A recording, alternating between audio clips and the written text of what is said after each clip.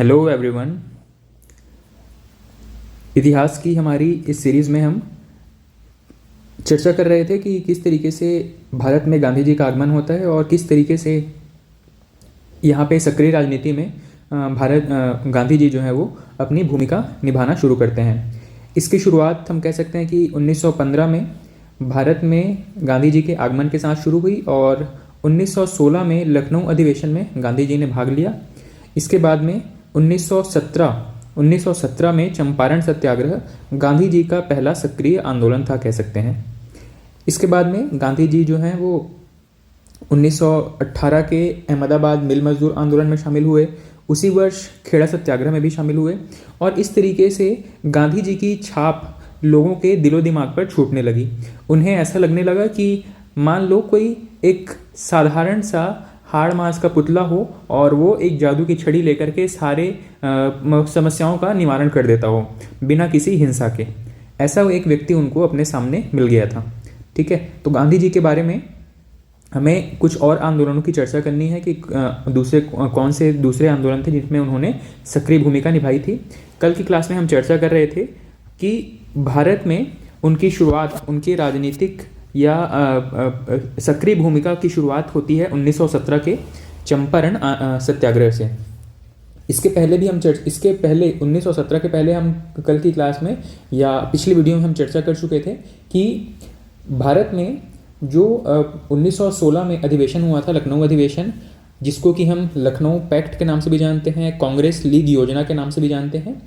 इसमें आपके अध्यक्ष थे अंबिका चरण मजूमदार और इस अधिवेशन की सबसे मुख्य बात क्या थी कि यहाँ पे एक तो कांग्रेस का जो नरम दल और गरम दल जो कि अलग हो गया था 1907 में, वो यहाँ पर एकीकृत हो जाता है, वापस से जुड़ जाता है।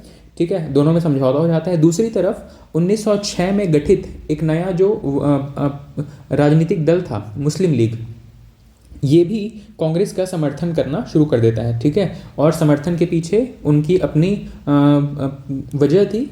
ठीक है, जो मुस्लिम लीग जो डिमांड कर रही थी पृथक निर्वाचन प्रतिनिधित्व का, उस चीज़ को कांग्रेस ने एक्नॉलेज कर लिया था, स्वीकार कर लिया था।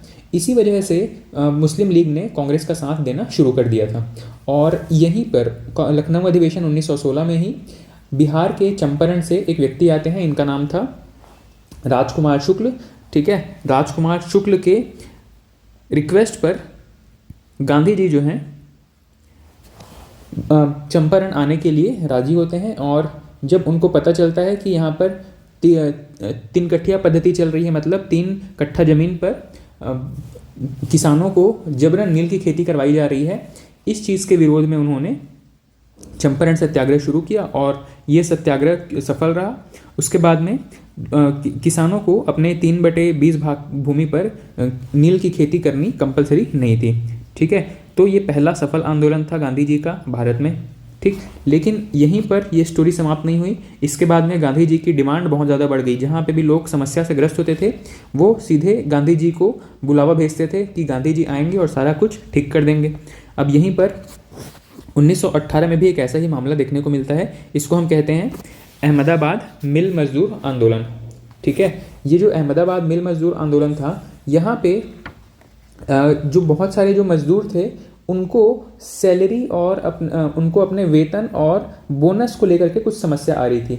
ठीक है, इस समस्या को दूर करने में गांधी जी ने महत्वपूर्ण भूमिका निभाई थी, इसीलिए इसको कहा जाता है अहमदाबाद मिल मजदूर आंदोलन।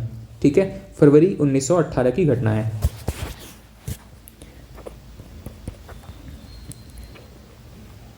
अहमदाबाद मिल मजदूर आंदोलन।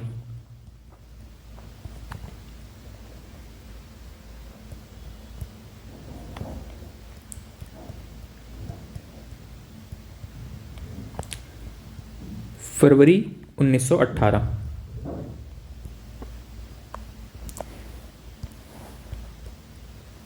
देखिए इस आंदोलन की शुरुआत कैसे होती है। असल में 1918 में अहमदाबाद में एक प्लेग नाम की बीमारी फैली हुई थी और ये जो आंदोलन था मिल मालिकों और मजदूरों के बीच में प्लेग बोनस को लेकर के था, क्योंकि प्लेग फैला हुआ था तो ज़्यादा करके जो वर्कर हैं वो काम पर नहीं आते थे। जो बचे हुए वर्कर काम पर आते थे वो बोनस की डिमांड कर रहे थे कि उनको प्लेग में काम करने के लिए, मतलब प्लेग नाम की महामारी में के दौरान भी काम करने के लिए उन्हें कुछ एक्स्ट्रा इंसेंटिव मिलना चाहिए बोनस के रूप में। ठीक है, तो मिल मजदूर और मिल मालिक और जो मजदूर थे उनके बीच में प्लेग बोनस को लेकर के विवाद चल रहा था। ठीक है, जब ये प्लेग का प्रकोप खत्म होता है तो मिल मालिक चाहते थे कि अब ये प्लेग बोनस जो है वो समाप्त कर दिया जाए।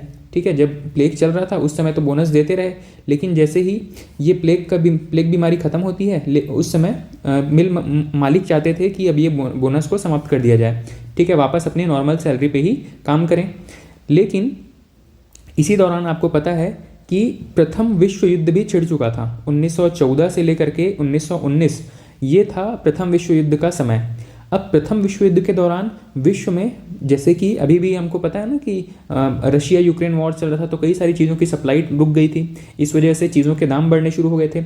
उसी तरीके से जब भी विश्व के किसी भी क्षेत्र में युद्ध होता है तो बाकी के दूसरे देश भी उससे अछूते नहीं रहते, उनको भी कुछ ना कुछ दुष्प्रभाव का सामना करना पड़ता है। उसी प्रकार से जब प्रथम विश्व युद्ध हो रहा था तो भारत में भी महंगाई बढ़ने लगी थी। उस समय की बात है 1914-1919 के बीच में। तो 1918 आप देख रहे हैं, इसी के आसपास, इसी दोनों मतलब ये प्रथम विश्व युद्ध के दौरान का ही समय है 1918। तो इस समय क्योंकि महंगाई बढ़ी हुई थी तो लोग चाहते थे कि हमें जो प्लेग बोनस चल रहा था उसको कंटिन्यू किया जाए महंगाई भत्ते के रूप में। ठीक है, महंगाई बढ़ रही थी इसीलिए लोग चाहते थे कि प्लेग बोनस को कंटिन्यू किया जाए, लेकिन मिल मालिक चाहते थे कि अब ये बोनस खत्म होना चाहिए। जब मिल मालिक जो थे उन्होंने क्या कहा कि आप अगर चाहें तो यहाँ पे काम करें, अदरवाइज जो नॉर्मल सैलरी पे काम करने वाले दूसरे मजदूर हम बाहर से लेकर के आ जाएंगे। और इस चीज़ को लेकर के जो मिल के मजदूर थे वो हड़ताल पर बैठ गए थे। ठीक है, मिल मजदूर जो है वो हड़ताल पर बैठ गए थे अपने प्लेग बोनस की डिमांड को लेकर के, और उस मिल से लोगों को निकाले जाने की वजह से। ठीक है, बहुत सारे मजदूरों को एक साथ बेरोजगार कर दिया जाता है अदरवाइज। ठीक है, तो ये लोग मिल में ही आंदोलन पर बैठ गए थे। जब ये इस आंदोलन का कोई रिजल्ट नहीं निकल रहा था तो इन्होंने, जो मिल के मजदूर थे, उन्होंने गांधी जी को बुलावा भेजा। गांधी जी आए और तथ्यों को जानने समझने के बाद में उन्होंने कहा कि कम से कम जो उनकी सैलरी है मजदूरों की उसका 35% यहाँ पे बोनस दिया जाना चाहिए। पहले 50% दिया जा रहा था, उन्होंने कहा कि अब 35% बोनस दिया जाना चाहिए। लेकिन जो मिल मालिक थे, अब इतने बड़े आंदोलन में गांधी जी क्योंकि शामिल हो गए थे तो उन्होंने 20% देने का ऑफ़र किया। ठीक है, मिल मालिकों ने 20% बोनस देने का ऑफ़र किया, लेकिन ये चीज़ जो है वो लोगों ने एक्सेप्ट नहीं किया। मिल मालिकों ने चेतावनी दी कि आप चाहें तो 20% बोनस लें और यहाँ काम करें, अदरवाइज जो लोग काम नहीं करना चाहते हैं वो काम छोड़ करके जा सकते हैं। इस चीज़ से गांधी जी जो है वो मतलब उनको नाराज़गी हुई कि किस तरीके से अपने बहुत सारे लोगों को काम से निकालने के लिए तैयारी कर रहे हैं। तब उन्होंने क्या कहा कि ये जो पूरा मामला है वो अपन एक न्यायाधिकरण या ट्रिब्यूनल को सौंप देते हैं। जब ट्रिब्यूनल ने इस मामले की जांच की तो उन्होंने भी पाया कि वाकई में महंगाई बढ़ी हुई है और प्लेग जो बोनस है उसी को ही कम से कम महंगाई भत्ता के रूप में लोगों को दिया जाना चाहिए, और 50% न सही 35% भत्ता इनको मिलना चाहिए। और उसके बाद में न्यायाधिकरण की जो डिमांड थी, जो ऑर्डर था, आदेश था, उसको एक्सेप्ट कर लिया जाता है। सभी मजदूरों को उनकी सैलरी या वेतन के साथ में 35% बोनस देना कंटिन्यू किया जाता है। ठीक है, जो वेतन था उसके साथ में 35% बोनस कंटिन्यू किया जाता है। इस प्रकार हम कह सकते हैं कि ये जो आंदोलन था ये अपने आप में सफल आंदोलन था। इसकी खास बात क्या थी कि इस आंदोलन में पहली बार गांधी जी ने भूख हड़ताल का प्रयोग किया था। ठीक है, इस पूरे आंदोलन के दौरान गांधी जी ने भूख हड़ताल का प्रयोग किया था और अंततः ये आंदोलन सफल रहा था। अब हम कुछ महत्वपूर्ण तथ्यों की चर्चा कर लेते हैं यहाँ पे। सबसे पहली चीज़, ये आंदोलन कब हुआ था? तो फरवरी 1918 में। क्यों हुआ था? प्लेग बोनस की मांग को लेकर। प्लेग बोनस की मांग को लेकर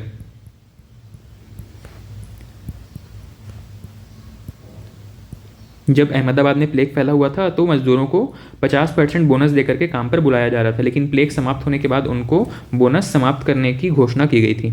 ठीक है, इस चीज़ से मिल के जो मजदूर थे वो नाराज़ थे, क्योंकि इस समय महंगाई बढ़ा हुआ था द्वितीय विश्व युद्ध के कारण। ठीक है, और यहाँ पे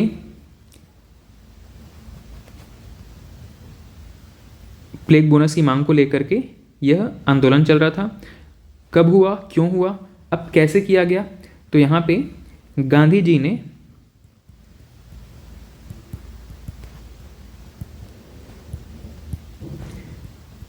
मामले की जांच करके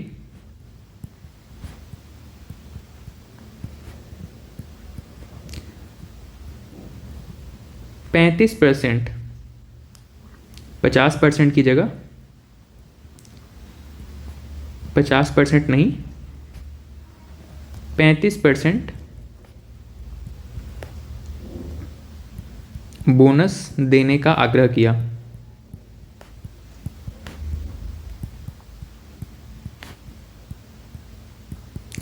ठीक है, और इस चीज़ को जो कंपनी के मालिक थे, मिल मालिक थे, वो रिजेक्ट कर देते हैं। बाद में ये पूरा मामला न्यायाधिकरण को सौंप दिया जाता है। गांधी जी भूख हड़ताल पर बैठ जाते हैं और अंततः जो मिल मजदूर है उन्हीं के पक्ष में फैसला आता है और 35% बोनस स्वीकृत किया जाता है। 35% बोनस स्वीकृत किया जाता है। इस तरीके से ये पूरा जो आंदोलन था ये सफल हो जाता है। ठीक है, इसमें काम की बस 2-3 चीज़ें हैं कि अहमदाबाद मिल मजदूर आंदोलन कब चलाया गया था, तो फरवरी 1918 में गांधी जी यहाँ पर भूख हड़ताल का प्रयोग किए थे। ठीक है, पहली बार भूख हड़ताल का प्रयोग इस आंदोलन में पहली बार गांधी जी जो है वो भारत में भूख हड़ताल का प्रयोग किए थे।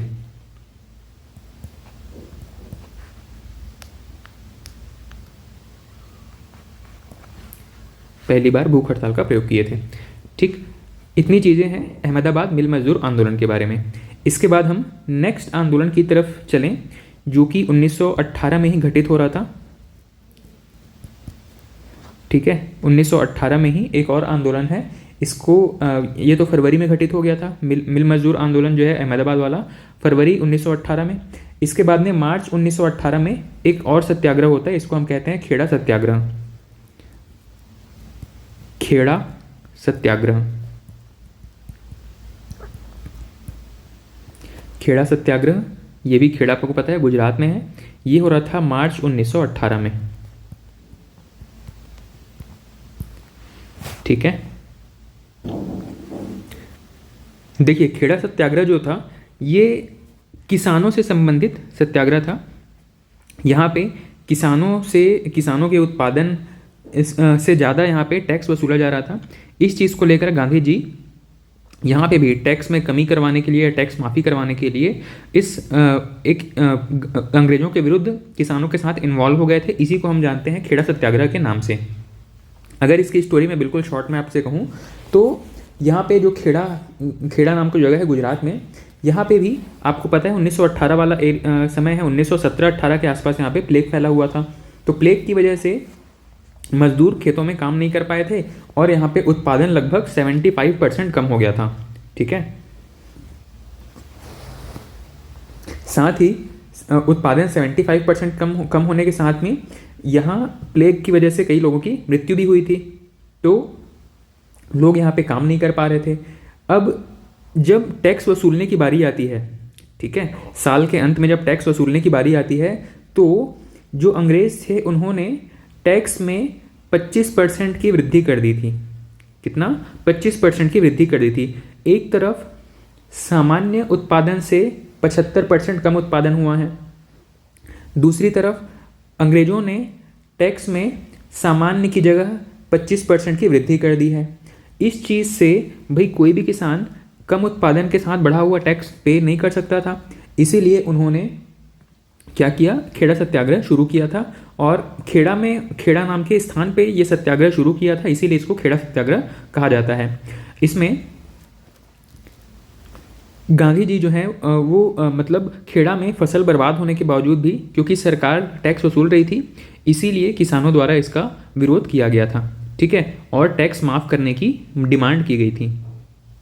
अब इस पूरे मामले की जांच पड़ताल के लिए गांधी जी यहाँ पहुँचते हैं, गांधी जी को इनवाइट किया जाता है, उनको बुलाया जाता है, और पूरे मामले की जांच से यह पता चलता है गांधी जी को कि किसानों की मांग जायज़ है। और इस सत्याग्रह में गांधी जी के साथ कई और प्रसिद्ध नेता भी थे, जैसे कि सरदार पटेल भी थे।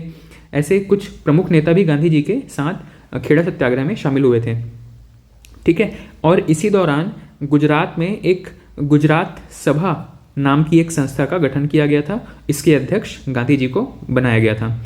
अब सरकार के सामने इतना जो प्रेशर था, क्योंकि गांधी जी धीरे धीरे काफ़ी हाईलाइट हो रहे थे, पॉपुलर हो रहे थे, और ये लगातार अपनी डिमांड अंग्रेज़ों से मनवाते जा रहे थे।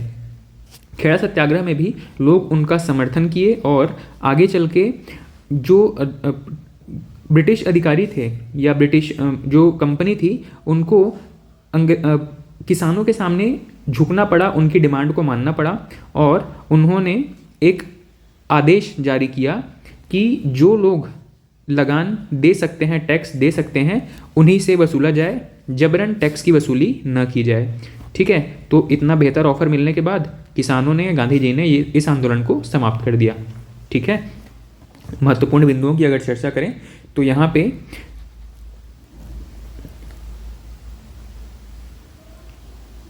प्लेग की वजह से, प्लेग के कारण खेड़ा के किसानों की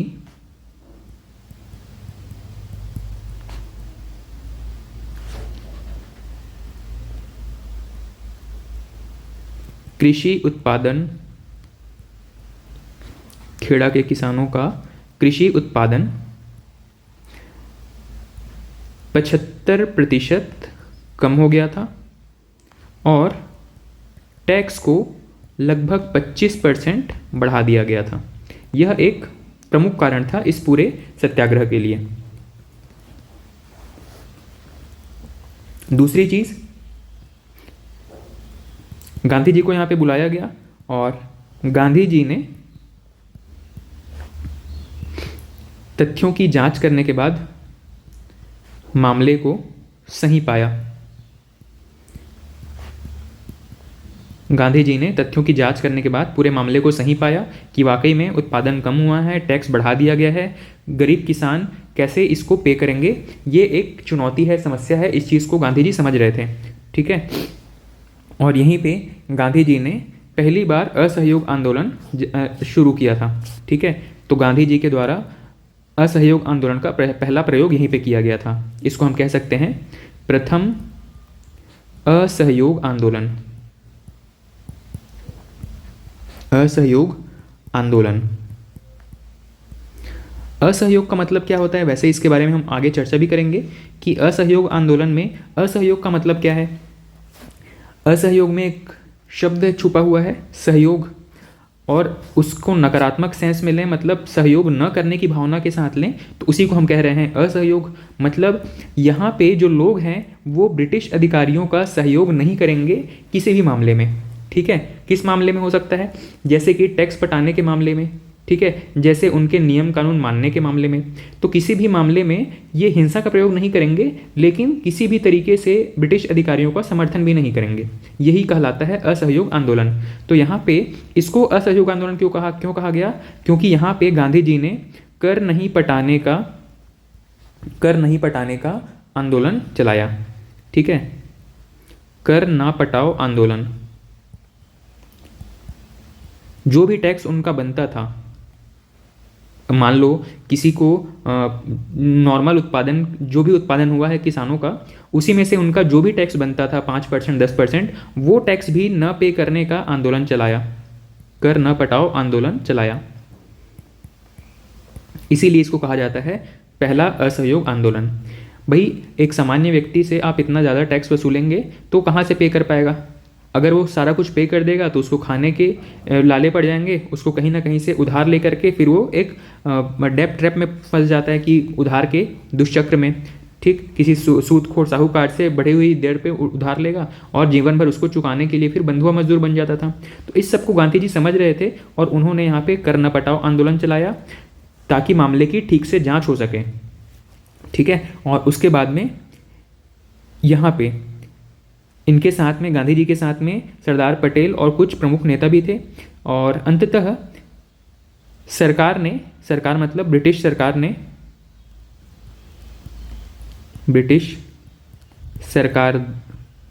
सरकार ने यह घोषणा किया कि जो लोग सक्षम हैं वही टैक्स पे करें, बाकी लोग ना करें। जो लोग सक्षम हैं उन्हीं से टैक्स वसूला जाए, उन्हीं से टैक्स वसूला जाए। ठीक है, ये घोषणा कर दिया ब्रिटिश सरकार ने। और इसके बाद जो लोग सक्षम थे उन्होंने अपना टैक्स पे किया, जो नहीं थे उन्होंने कोई भी टैक्स नहीं पे किया। इस तरीके से यह आंदोलन समाप्त हो गया। ठीक है, इस तरीके से यह एक सफलता थी खेड़ा के लोगों के लिए भी और गांधी जी के लिए भी। इस तरीके से back to back Gandhi ji ने 3 सफलताएं प्राप्त की थी। पहला था चंपारण सत्याग्रह में 1917 में, दूसरा था 1918 फरवरी 1918 में अहमदाबाद मिल मजदूर में, और तीसरा था मार्च 1918 खेड़ा सत्याग्रह के रूप में। ठीक है, इस तरीके से इन तीनों सफलताओं ने गांधी जी को एक उभरते हुए लीडर के रूप में प्रस्तुत किया भारत के लोगों के सामने। ठीक है, इसके बाद में हम 1918 तक की प्रमुख घटनाओं की चर्चा कर चुके हैं। नेक्स्ट है 1919 की कुछ घटनाएं। ठीक है, 1919 में आपको पता है एक सबसे महत्वपूर्ण घटना है जलियांवाला बाग हत्याकांड। ठीक है, और जलियांवाला बाग हत्याकांड के साथ में उसके बैकग्राउंड में जो प्रमुख घटना है जलियांवाला बाग हत्याकांड के पीछे, वो है रोलेट एक्ट। तो हमें यहाँ पे 2 चीज़ों की चर्चा करनी है। 1919 की एक प्रमुख घटना है रोलेट एक्ट का लागू किया जाना। ठीक है, रोलेट एक्ट का लागू किया जाना, और इसी के परिणाम स्वरूप जो घटना होती है इसको हम जानते हैं जलियांवाला बाग हत्याकांड के नाम से। जलियांवाला बाग हत्याकांड।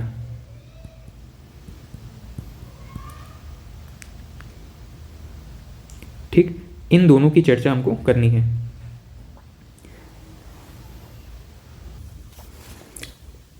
सबसे पहले हम समझ लेते हैं कि ये रोलेट एक्ट क्या था जिसकी वजह से बाद में जलियांवाला बाग हत्याकांड होते हैं। ठीक है, तो ये जो रोलेट एक्ट था, भारत में 1919 आते आते जो कई सारी क्रांतिकारी गतिविधियां या क्रांतिकारी दल जो है वो एक्टिव हो चुके थे, और इन सभी गतिविधियों के, इन सभी दलों के दमन के लिए यह एक्ट लाया गया था। ठीक है, ये जो एक्ट था इसमें एक ऐसा कानून बना दिया गया था जिसकी वजह से किसी भी व्यक्ति को केवल शक के आधार पर, बिना मजिस्ट्रेट की परमिशन के, केवल संदेह के आधार पर अनिश्चित काल के लिए गिरफ्तार करके रखा जा सकता था। और इसीलिए इसको काला कानून भी कहा जाता है, क्योंकि इसमें बिना वकील, बिना दलील और बिना वकील के इसमें पुलिस जो है वो प्रत्यक्ष कार्रवाई कर सकती थी। ठीक है, अपनी मन मर्जी के हिसाब से कार्रवाई कर सकती थी, इसीलिए इसको काला कानून कहा गया। और इसी एक्ट के विरोध में गांधी जी ने एक विरोध प्रदर्शन किया, और गांधी जी क्योंकि इसका विरोध कर रहे थे इसीलिए पूरे देश की जनता जो है वो इस एक्ट के विरोध में आ जाती है। इसी के साथ 6 अप्रैल 1919 को देश भर के लोग एक साथ इकट्ठा होकर के देशव्यापी पूरा आंदोलन चला देते हैं, जिसकी वजह से गांधी जी को गिरफ्तार कर लिया जाता है। ठीक है, इसकी वजह से गांधी जी को गिरफ्तार कर लिया जाता है। गांधी जी की गिरफ्तारी होती है 9 अप्रैल को। ठीक है, 9 अप्रैल को गांधी जी की गिरफ्तारी होती है। और यहाँ पे इसी के साथ में क्योंकि ये जो विद्रोह था, ये जो आंदोलन था, ये अभी भी थमने का नाम नहीं ले रहा था। गांधी जी की गिरफ्तारी के बाद लोग और नाराज हो गए थे, क्योंकि गांधी जी की कोई ऐसी खास गलती भी नहीं थी। ठीक है, कोई ऐसा काम किया नहीं था जिसकी वजह से उन्हें गिरफ्तार किया जाता। इसी के रिस्पॉन्स में 2 और प्रमुख नेता थे पंजाब के आसपास के। पंजाब के 2 प्रमुख नेता थे, एक का नाम है सत्यपाल और एक का नाम था सैफुद्दीन किचलू। इनको भी गिरफ्तार कर लिया जाता है 10 अप्रैल को। ठीक ठीक है। तो 9 अप्रैल को गांधी जी की गिरफ्तारी हो जाती है, 10 अप्रैल को ये दोनों प्रमुख नेताओं की गिरफ्तारी हो जाती है। और ये जो पूरा कानून था जिसमें कि किसी भी व्यक्ति को बिना किसी गलती के केवल शक के आधार पर गिरफ्तार किया जा सकता था, इसी को हम रोलेट एक्ट कहते हैं। इस एक्ट के विरोध में जब नेताओं की गिरफ्तारी होने लगी थी, उसी के विरोध में, नेताओं की गिरफ्तारी के विरोध में 13 अप्रैल को पंजाब का एक एरिया है, गार्डन है जलियांवाला बाग, वहाँ पर बहुत सारे लोग जो है वो इकट्ठा होकर के, और असल में वहाँ पे एक त्यौहार भी था, तो लोग उस त्यौहार को भी सेलिब्रेट करने के लिए, साथ ही इस कानून का और इन गिरफ्तारियों का विरोध प्रदर्शन करने के लिए यहाँ पे इकट्ठा हुए थे। ठीक है, बैसाखी का दिन था। ठीक है, तो बैसाखी के सेलिब्रेशन के लिए यहाँ पे जलियांवाला बाग में उस एरिया के जितने भी लोग थे वो सभी इकट्ठा हुए थे। और इस जलियांवाला बाग का लोकेशन ऐसा है कि जाने के लिए एक सकरी सी गली है, लेकिन वापस निकलने के लिए, इतनी बड़ी जनता को वापस निकलने के लिए बहुत सारे एग्जिट डोर्स नहीं हैं। इसकी वजह से यहाँ पे बहुत सारे लोग ग्राउंड में इकट्ठा तो हो गए थे, और यहाँ पे क्योंकि रॉलेट एक्ट अभी लागू था, इस एक्ट की लागू की होने की वजह से यहाँ पे कह सकते हैं कि एक मार्शल लॉ जैसा सिस्टम लागू था। पंजाब में मार्शल लॉ लगा हुआ था। मार्शल लॉ का मतलब है कि बहुत सारे लोग एक साथ इकट्ठा नहीं हो सकते थे। अब क्योंकि इतने सारे लोग इकट्ठा हो चुके थे, इसीलिए यहाँ पे पंजाब के गवर्नर थे उस समय जनरल ओ डायर। ठीक है, यहाँ पे पंजाब के लेफ्टिनेंट गवर्नर थे ओ डायर। इन्होंने देखा कि यहाँ पे मामला बिगड़ रहा है। अब उन्होंने यहाँ पे जनरल आर डायर को ये संदेश भेजा कि आप यहाँ पे जाकर के मामले को संभालिए। जनरल आर डायर यहाँ पर जाते हैं और देखते हैं कि इतने सारे लोग जो है वो भीड़ इकट्ठा करके बैठे हुए हैं। अब वो परमिशन लेते हैं जनरल एलजी से, मतलब जो लेफ्टिनेंट गवर्नर थे पंजाब के, जनरल ओ डायर से परमिशन लेते हैं गोली चलाने का, और यहाँ पे खूब अंधाधुंध गोलियाँ चला देते हैं। निहत्थी भीड़ के ऊपर खूब गोलियाँ बरसाते हैं जनरल आर डायर की इतनी गोलियां चलाने की वजह से यहाँ पे, मतलब ये पूरी अपनी बटालियन फौज लेके गए थे। ठीक है, तो पूरी बटालियन ने निहत्थी भीड़ के ऊपर गोली बरसानी शुरू कर दी, और यहाँ पे पता है कि इस घटना में लगभग 1200 से ज़्यादा लोगों की मृत्यु हुई थी। एक एस्टिमेशन है, उससे ज़्यादा भी हो सकते हैं। 1200 लोग जो ऑफिशियली डेटा बताए गए थे उसमें 1200 लोगों की मृत्यु बताई गई, और इस पूरी घटना को ही जलियांवाला बाग हत्याकांड कहा जाता है। ठीक है, जलियांवाला बाग की अगर हम लोकेशन देखें किस तरीके का ये लोकेशन है, तो यहाँ पे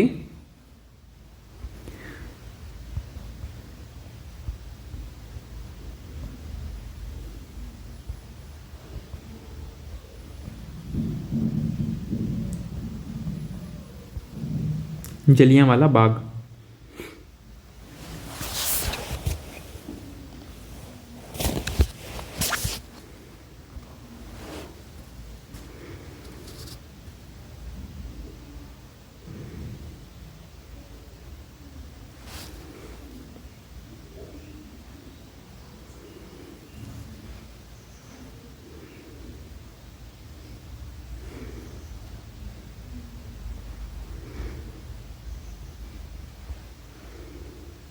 ये जो पूरा ग्राउंड था, ये इसका एक प्रॉपर व्यू अगर हम देख पाएँ,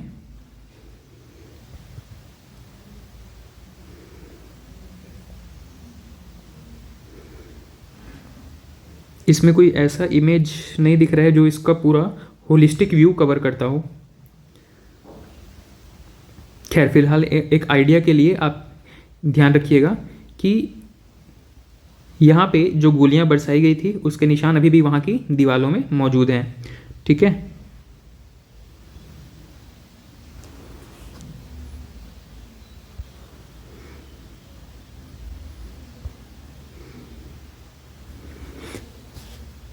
बहुत लोगों ने वहाँ पे अपनी जान बचाने के लिए, जलियांवाला बाग के बीच में एक कुआं था, उस कुएं में कूदकर अपनी जान बचाने का प्रयास किया था, लेकिन वे लोग भी असफल रहे, और क्योंकि इतनी सारी भीड़ कुएं में एक के ऊपर एक कूदती चली गई, इसीलिए उनकी भी मृत्यु हो गई थी।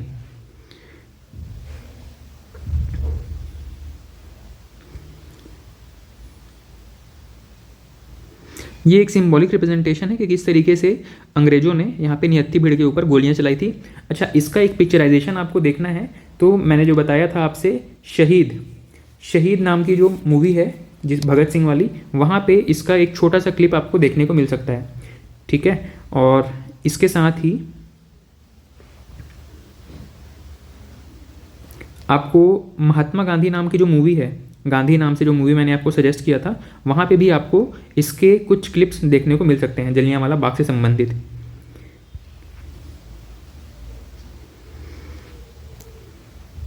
इसमें बहुत रियलिस्टिक टाइप की इमेजेस नहीं है, क्योंकि जब गोलीबारी हो रही होगी तो जाहिर है कि वहाँ पे ऐसा कोई कैमरामैन तो रहा नहीं होगा जो एक्चुअल फ़ोटोज़ वहाँ पे क्लिक कर सके।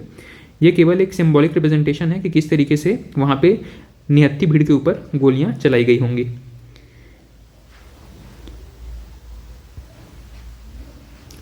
चलिए,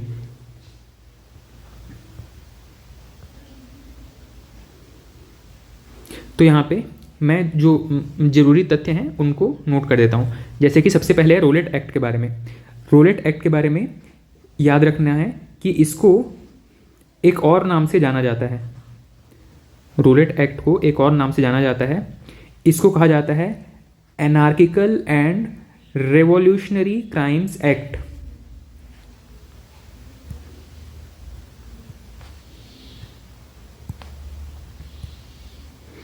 एनार्किकल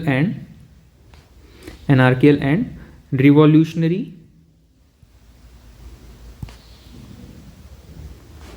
क्राइम एक्ट 1919, ये इसका पूरा नाम था, जिसको कि रोलेट एक्ट के नाम से जाना जाता था। ठीक, इस एक्ट को जब लागू किया गया उस समय यहाँ पे वायसराय थे चेम्सफोर्ड, लॉर्ड चेम्सफोर्ड।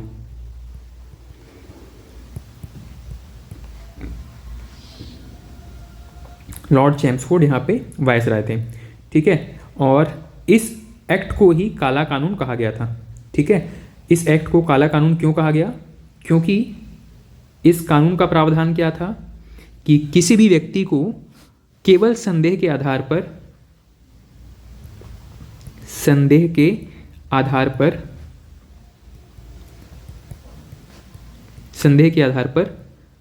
अनिश्चित काल के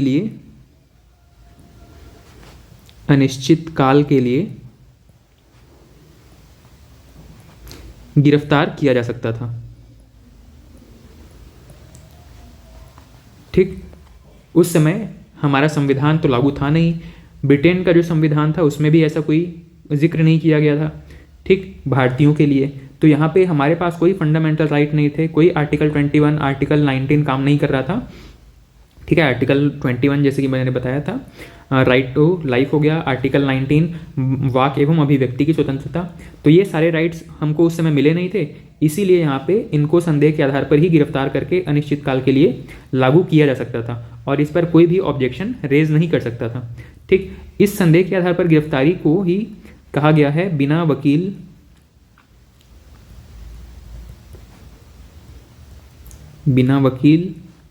बिना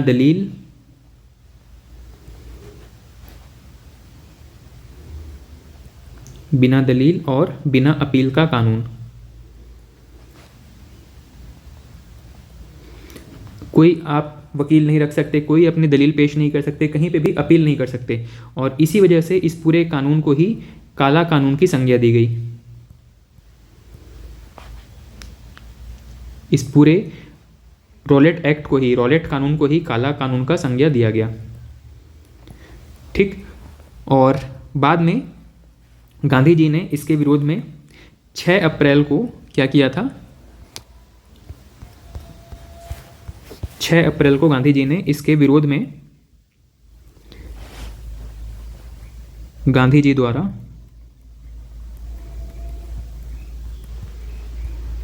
गांधी जी द्वारा 6 अप्रैल 1919 को रोलेट एक्ट के विरोध में आंदोलन प्रारंभ। ठीक है, इस रोलेट एक्ट के विरोध में गांधी जी द्वारा 6 अप्रैल 1919 को आंदोलन प्रारंभ किया जाता है और इसी के बाद में गांधी जी को 9 अप्रैल को गिरफ्तार कर लिया जाता है। लोगों को भड़काने के मामले में 9 अप्रैल 1919 को इनको गिरफ्तार कर लिया जाता है। इसी के साथ में 10 अप्रैल 1919 को पंजाब के, क्योंकि ये जो कानून है खास करके पंजाब वाले क्षेत्र में ही लागू था, ठीक है, जो रोलेट कानून था, रोलेट एक्ट था, ये पंजाब में लागू था। इसीलिए पंजाब के गांधी जी की गिरफ्तारी के बाद 2 और व्यक्ति थे जो कि इस मामले को या इस आंदोलन को लीड कर रहे थे। तो यहाँ पे पंजाब के 2 प्रमुख नेता जिनकी गिरफ्तारी हुई थी, पंजाब के 2 प्रमुख नेता को गिरफ्तार कर लिया जाता है। इसमें एक व्यक्ति का नाम है डॉक्टर सत्यपाल, एक व्यक्ति हैं डॉक्टर सत्यपाल, और एक व्यक्ति हैं डॉक्टर सैफुद्दीन किचलू, डॉक्टर सैफुद्दीन किचलू। इन दोनों की गिरफ्तारी के बाद मामला जो है वो बहुत अशांत हो जाता है और यहाँ पे पूरे एरिया में, मतलब पूरे पंजाब में कर्फ्यू लगा दिया जाता है। पूरे पंजाब में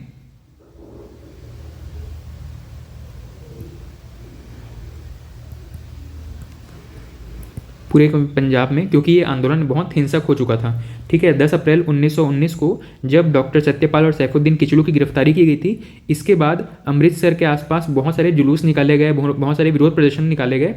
इस प्रदर्शन के दौरान यहाँ पे कुछ अंग्रेज अधिकारी थे, कुछ अंग्रेज सिपाही थे, इनकी मृत्यु हो जाती है, हिंसक झड़प की वजह से इनकी मृत्यु हो जाती है और इसी वजह से पूरे पंजाब में कर्फ्यू लगा दिया गया था। पूरे पंजाब में कर्फ्यू लागू कर दिया गया था, ठीक है। ये सारा घटना हो रहा है क्यों? रोलेट एक्ट के विरोध के कारण, ठीक है। पूरे पंजाब में कर्फ्यू लगा दिया गया। अब यहाँ पे 13 अप्रैल 1919 का दिन है। 13 अप्रैल 1919, इस दिन बहुत सारे लोग, एक तो बैसाखी का दिन था, ये जो 13 अप्रैल 1919 का दिन था, ये पंजाब का एक फेमस त्यौहार है बैसाखी। तो ये पूरा के पूरे लोग बैसाखी मनाने के लिए एकत्रित हुए थे, बैसाखी मनाने एवं विरोध प्रदर्शन हेतु। ये शांतिपूर्ण ढंग से विरोध करना चाहते थे, तो बैसाखी मनाने और साथ ही विरोध प्रदर्शन हेतु जलियांवाला बाग में एकत्रित हुए।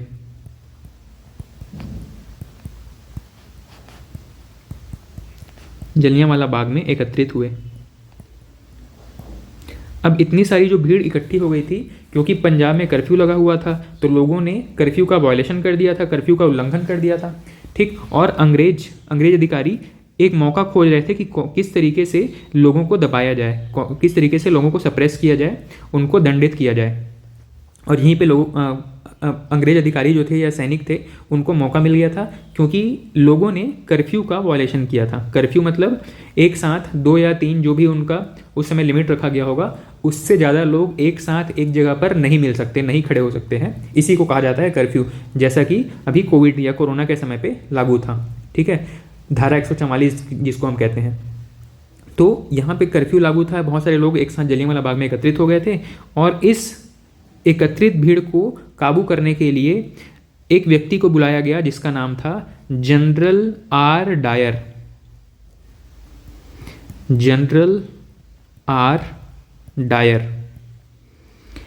जनरल आर डायर जो हैं, ये इस समय सैन्य प्रमुख थे पंजाब वाले क्षेत्र में, ये सैन्य प्रमुख हैं। और एक व्यक्ति है पंजाब का गवर्नर, पंजाब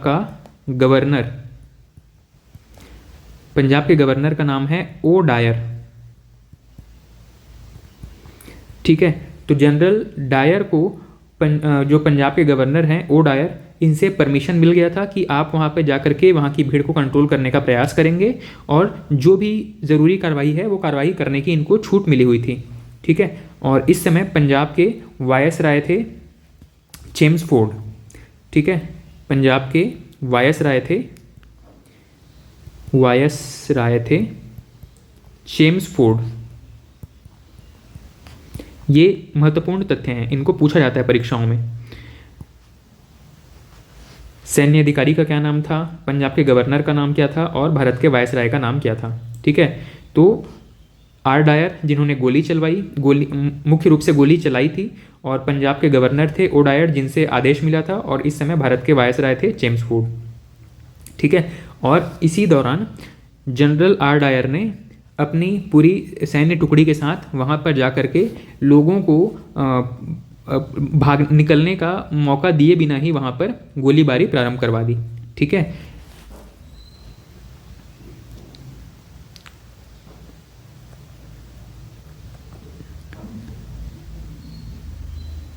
भीड़ पर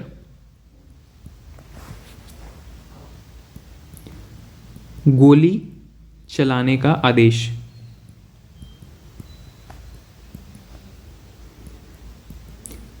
ठीक है, जो जनरल डायर था, जनरल आर डायर, इन्हीं के द्वारा ही भीड़ पर गोली चलाने का आदेश दिया। फिर जो भी सैनिक इनके साथ आए हुए थे उन्होंने अपना टारगेट लॉक किया और अंधाधुंध फायरिंग यहाँ पर शुरू कर दिया पूरी निहत्थी भीड़ के ऊपर।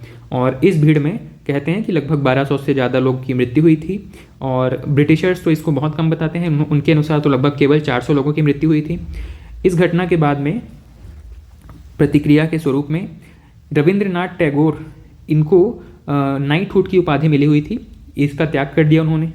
पूछा जाता है कि किस घटना से प्रेरित होकर या किस घटना से दुखी होकर रविंद्रनाथ टैगोर ने नाइटहुड की उपाधि त्याग दी थी, तो जलियांवाला बाग हत्याकांड से दुखी होकर के रविंद्रनाथ टैगोर ने नाइटहुड की उपाधि त्याग दी थी। अंग्रेज जो है वो फेमस लोगों को या बड़े लोगों को, जो प्रमुख व्यक्ति थे, प्रमुख नेता थे, उनको कोई उपाधि दे दिया करते थे ताकि वो उनके चापलूसी कर सकें, खुश हो सकें। ठीक है, तो नाइटहुड की उपाधि दी गई थी इनको, और इन्होंने नाइटहुड की उपाधि त्याग दी।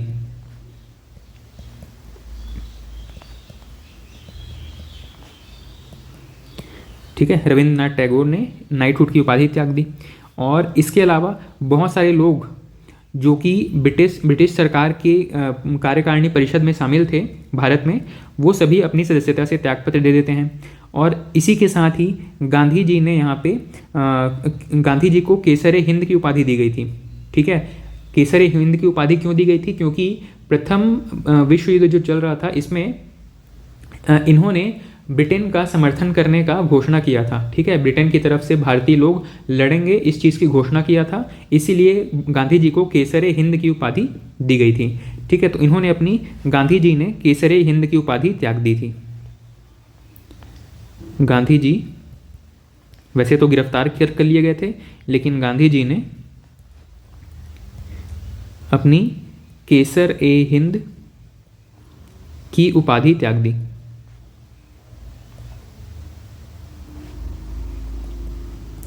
ठीक है, इन्होंने भी अपनी केसर हिंद की उपाधि त्याग दी थी। ठीक, इस पूरे मामले की जांच के लिए एक कमीशन का गठन किया गया, इसका नाम था हंटर कमीशन। इसकी जांच के लिए अंग्रेजों की तरफ से एक कमीशन बिठाया गया था, इसका नाम था हंटर कमीशन। ठीक है, ब्रिटिश सरकार की तरफ से एक कमीशन का गठन किया गया, इसका नाम था हंटर कमीशन। ठीक, और इस हंटर कमीशन में कुछ भारतीय व्यक्तियों को भी शामिल किया गया, लेकिन क्योंकि हंटर कमीशन जो है वो अपने सरकार के प्रति कह सकते हैं कि लॉयल था, इसीलिए इसने भारतीयों के पक्ष में अपना रिपोर्ट नहीं लिखा था। इन्होंने एक्चुअल रिपोर्ट में क्या लिखा था? इन्होंने कहा कि अमृतसर का जो कंडीशन था उस समय, अमृतसर की जो तत्कालीन परिस्थिति थे, उस समय मार्शल लॉ लागू था और भीड़ को नियंत्रित करने के लिए गोली चलाना आवश्यक हो गया था, ज़रूरी हो गया था।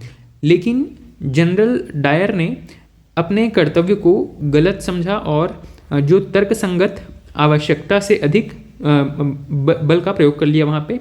और लेकिन उसने जो भी किया वो अपनी ईमानदारी से किया, अपने देश के जो सरकार है उनके प्रति अपनी ईमानदारी व्यक्त करने के लिए किया, और अपने देश की सोवरेनिटी को, उनके देश की जो सत्ता है उनकी रक्षा के लिए ये काम किया था।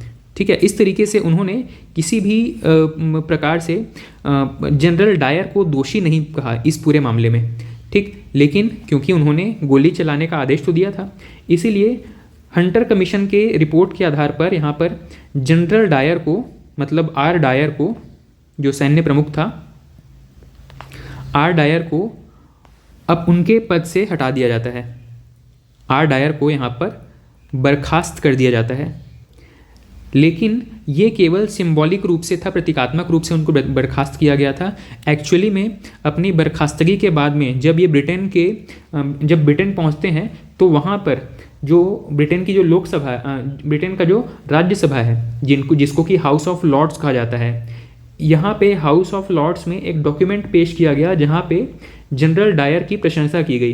ठीक है, और इनको यहाँ से तो हालांकि बर्खास्त कर दिया गया था, लेकिन ब्रिटेन में इनको सम्मान के स्वरूप में इनको सॉर्ड ऑफ हॉनर का सम्मान दिया गया।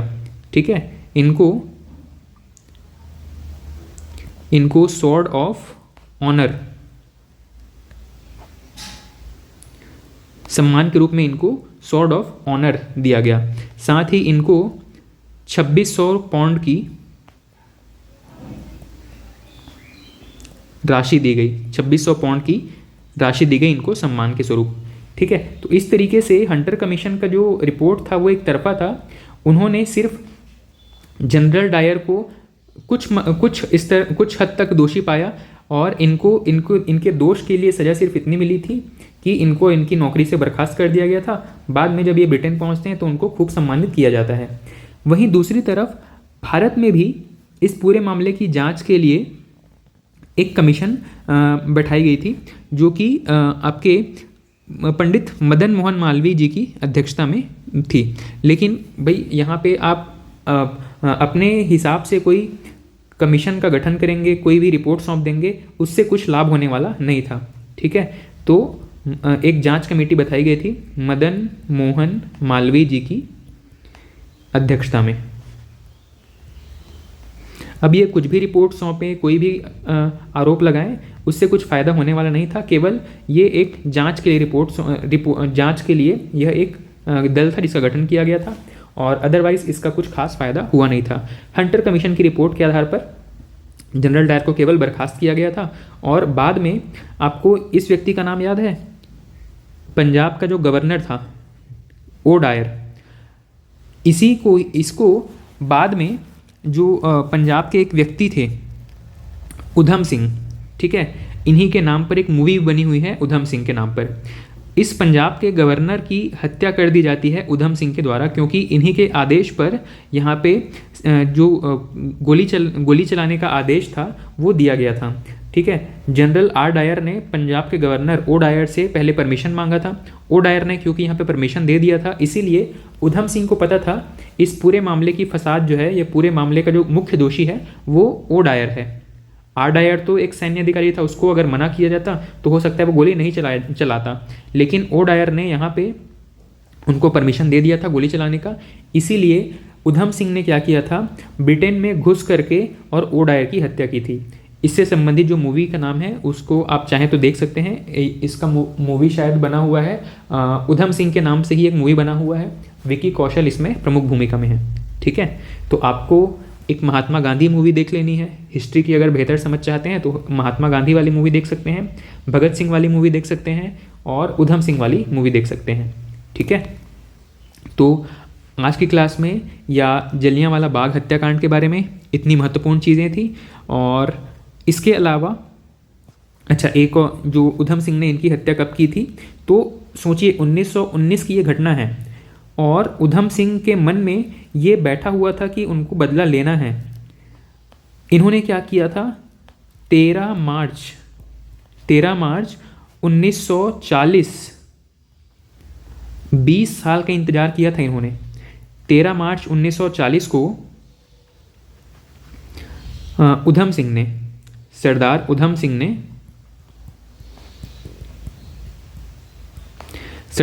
सिंह ने लंदन में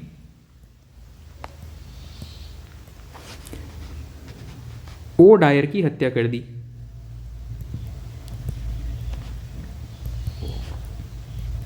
गोली मारकर इनकी हत्या कर दी।